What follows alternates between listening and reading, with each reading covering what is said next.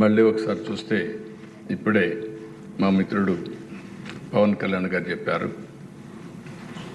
Telugu Desam, Janasena, BJP ఈ మూడు పార్టీలు కూడా కలవడం మా స్వార్థ ప్రయోజనాల కోసం కాదు, దగాబడ్డ ఈ రాష్ట్రాన్ని పునర్నిర్మాణం చేయాలనే ఏకైక లక్ష్యంతో ఆ రోజు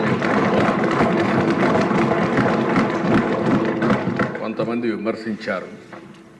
ఆ రోజు కూడా మేము ఒకటే ఆలోచించాం. ఈరోజు రాష్ట్రంలో చాలా ఇబ్బందులు ఉన్నాయి, నిర్వీర్యం అయిపోయింది ఆర్థిక వ్యవస్థ, ఇప్పుడు కోలుకునే పరిస్థితులు కూడా లేవు.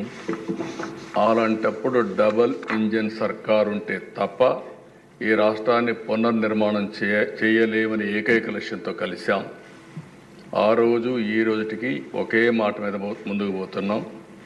నేను మనస్ఫూర్తిగా పవన్ కళ్యాణ్ గారిని ఈ సభ ద్వారా మరొకసారి అభినందిస్తున్నాను, ధన్యవాదాలు తెలియజేస్తున్నాను.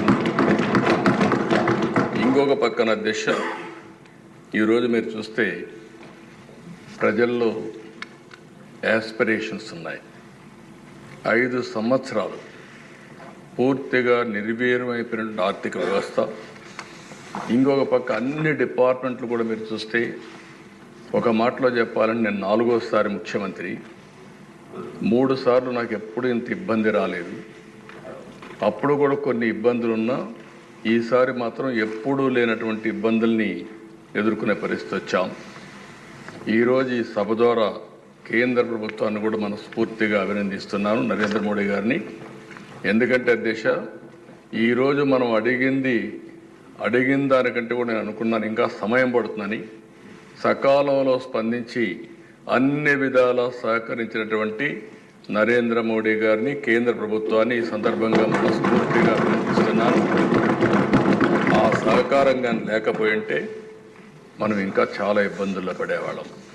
ఆ విషయాలు కూడా మనం మాట్లాడుకుంటాం. అధ్యక్ష, ఏదైతే వెంటిలేటర్ పై నుండి రాష్ట్ర ఆర్థిక పరిస్థితి కానీ, రాష్ట్రాన్ని కానీ కేంద్ర ప్రభుత్వ సహాయంతో ఇప్పుడిప్పుడే బయట వచ్చే పరిస్థితికి వచ్చాం. అయితే అధ్యక్ష, ఈరోజు మన ఆవేదన ఇప్పుడు కూడా మాట్లాడారు. నేను అందరికంటే సీనియర్ మెంబర్ని. ఇది దగ్గర 9వసారి, అంటే 9 సార్లు ఎమ్మెల్యే కావడం ఒక అరుదైన అనుభవం కూడా అధ్యక్ష.